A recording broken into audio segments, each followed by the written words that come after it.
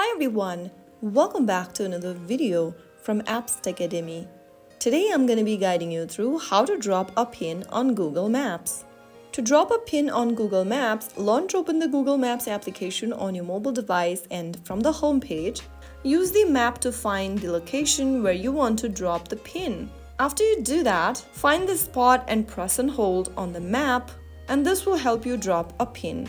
A red pin will appear at that location, and a box will appear at the bottom of the screen showing info about the pinned location. From here, you can save the location, share it with your friends, get directions, label it as home or your favorite spot, etc. So that's how you easily drop a pin on Google Maps. Dropping a pin on Google Maps is that easy, and it's super useful whenever you want to mark a meeting point, save a favorite restaurant, or send directions to a friend. If this video helped you, don't forget to hit that like button, subscribe for more helpful tech tips, and comment below if you want a tutorial on how to share or label your pins. See you in the next time. Thank you for watching.